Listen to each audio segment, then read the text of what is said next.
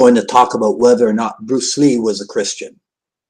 Hello, everyone. This is Dwight Woods, the Jeet Kune Rebel, and welcome to the I Love Jeet Kune broadcast number 214. This is the one about Bruce and the Tao, Jesus and the Bible. As you're logging in, if you'd be kind enough to say where you're logging in from, hit the like button and feel free to continue doing so throughout the broadcast. If you are catching the simulcast over on the YouTube, please be sure to like, subscribe, and hit the notification bell as well. If you enjoy my work and you'd like to support the program, please visit jkdrebel.com, click on the Rebel Gear link, and that's where you will see stuff like this. The ever popular 4 tenets of Jeet Kune t-shirt, long sleeve, short sleeve, hoodie, coffee mug, all that good stuff. But of course, the best thing you can do is to share the video and spread the word about the I Love Jeet Kune broadcast.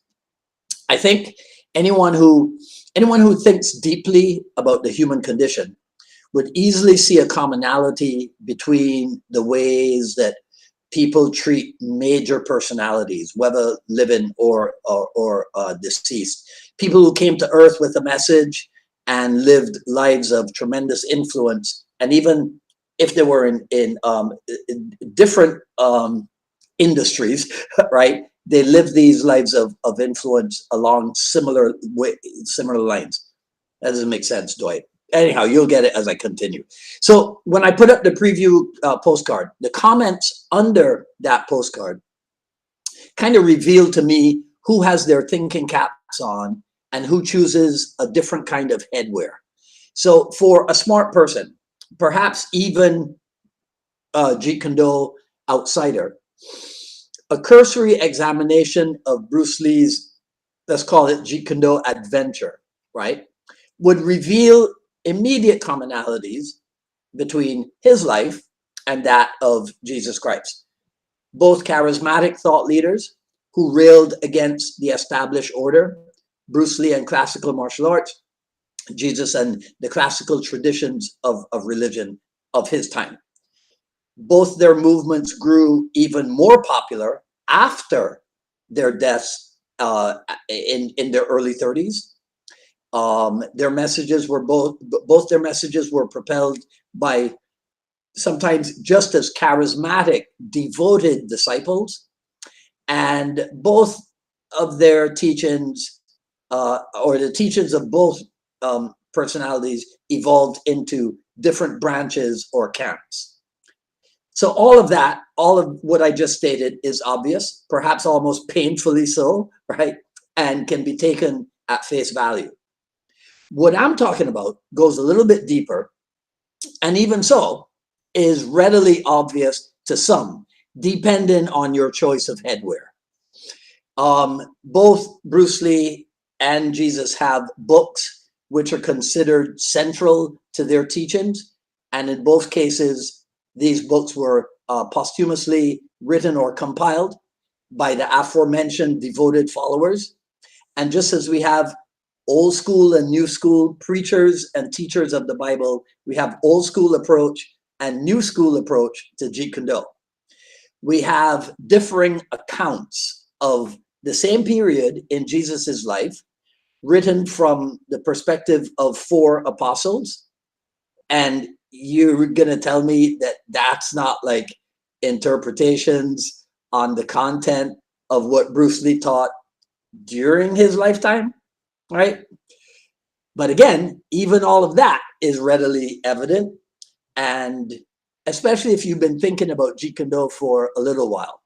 What's not as evident and requires perhaps greater scrutiny is the similarity of the dogmatic approach, let's say, the similarity between the dogmatic approach in Jeet Kune and in Christianity. So in both instances, we have devoted followers who treat the Tao and the Bible as inerrant, right? Containing everything that one would ever need for both fields of study, without ever needing to look at anything else that might be contemporary of the two texts, anything else that might have been complementary to the two texts, or even anything else that might have been contrary to the two texts. Have you ever heard anybody say, yeah, man, you know, every time I open the Tao, I find something new, or I get a deeper perspective, you know, on a topic or a subject matter? Well, haven't you heard somebody say the same thing about the Bible, right? Both teachings also suffer, if we can use that word, from the different interpretations of the central teachings. So the Bible, there's the true meaning of Satan, aka Satan, right? So there's different interpretations of that. There's the mistranslation of the phrase among us versus the phrase within us.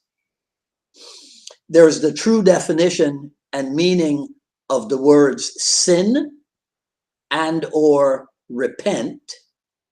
And then in the Tao, there's the different interpretations of the roles played by boxing, fencing, and Wing Chun.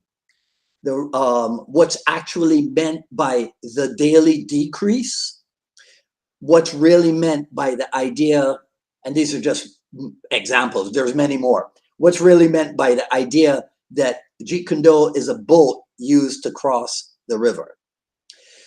So just in case you still don't get it, we have martial arts and we have belief in God. We have different martial arts methods and different versions of belief in God, different religions. But all of the martial arts methods preach self-defense, and all of the different religions preach redemption. And they all have warring factions among themselves, right? So among martial arts methods, you have the different warring factions, but then even within a particular method, you have warring factions. So there's warring factions amongst and warring factions within. But at their highest levels, isn't it interesting that religion teaches harmony among men, just as Bruce Lee taught that styles divide men? And so, ultimately, Bruce Lee sought to bring understanding through a deeper knowledge of self, which requires, of course, the use of personal responsibility in order to achieve personal truth. So, two things to consider as we wrap up here. You know the parable of the talents?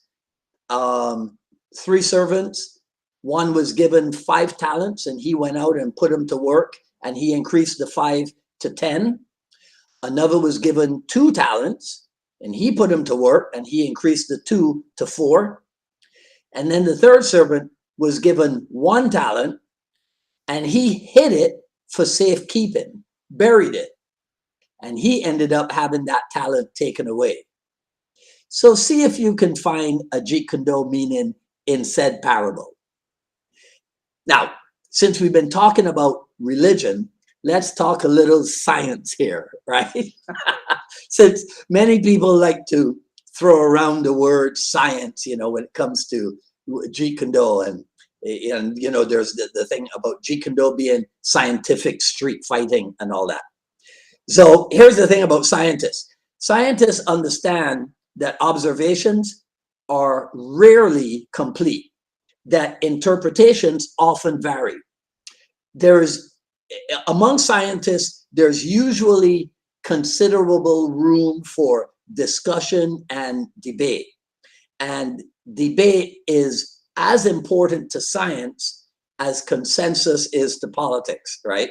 We're not going to touch the politics thing one day, not today. But debate needs to be based on observations, not on opinions. And that's important, especially when it comes to Jeet Kune.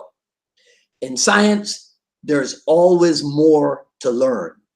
And that is what makes science interesting and challenging. And that is what makes pursuing science fun, let's call it. Right? Okay, that's enough talk for today, Dwight. So Let me know what you think in the comments below. That's all I got to say about this video. If you like what you heard, please comment, rate, subscribe, hit the notification bell. Follow me on Twitter at Dwight Woods and on Instagram at Dwight D. Woods. I am traveling this weekend up to Central Florida, my annual workshop in Crystal River. So there will be no Jeet Kune Do dialogues this Friday, which is the 11th. But on the 18th, next Friday, Paulo Gien Rubio has agreed to come back to the Jeet Kune Do dialogues and interview me again, but this time with technical questions. So we might actually set up the camera a little bit differently so that I can, Glenn will probably be with me. And so my answers to his questions will be technical demonstrations or something. I'm pretty sure that's the direction we're headed in. All right, so please tune in for that. Remember, if you're interested in the upcoming program, Jeet Kune Do Success Strategies, email me, jkdrebel@gmail with JKDSS in the subject line. Today's a purple day. There we go. All right. So I'll see some of you next Wednesday for another issue of the I Love Jeet Kune Do broadcast, and hopefully next Friday for the next episode of the Jeet Kune Do dialogues. Until then, this is Dwight Woods, the Jeet Kune Do Rebel, signing off. You guys take care. Enjoy the rest of your day. Talk soon.